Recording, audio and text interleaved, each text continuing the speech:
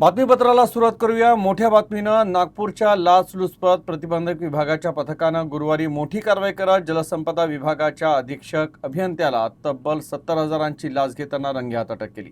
आरोपी लाचखोर अधिकारी नागपुरातील जलसंपदा विभागाच्या यांत्रिकी विभागात कार्यरत असून या घटनेनं विभागात खळबळ उडाली आहे। मिळालेल्या माहितीनुसार फिर्यादी हे जलसंपदा विभागाचे नोंदणीकृत कंत्राटदार आहे। त्यांनी भंडारा जिल्ह्यातील कर्जाखेडा आणि नागपूर जिल्ह्यातील लखमापूर येथील पाणी पुरवठा कामांची अंदाजे 25 लाख रुपयांची प्रलंबित बिलं मंजुरीसाठी विभागाकडे सादर केली।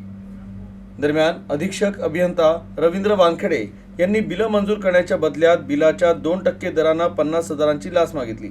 याशिवाय भंडारा जिल्ह्यातील भुराटोला आणि नागपूर जिल्ह्यातील खडकी मायनर येथील 10 लाख रुपयांच्या नवीन कामांच्या निविदा मंजूर करण्यासाठी अतिरिक्त 20,000 रुपयांची मागणी केली।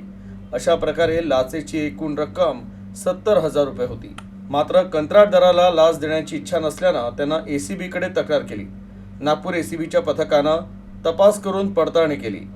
सत्यता समोर आल्यानंतर गुरुवारी सापळा रचण्यात आला। आरोपी अधिकारी आपल्याच कार्यालयात लाच घेताना रंगेहात पकडला गेला।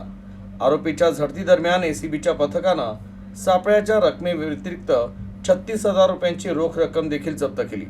धंतोली पोलीस ठाण्यात आरोपीविरुद्ध भ्रष्टाचार प्रतिबंध कायद्याअंतर्गत गुन्हा दाखल करण्यात आला असून या कारवाईनं विभागात खळबळ उडाली आहे।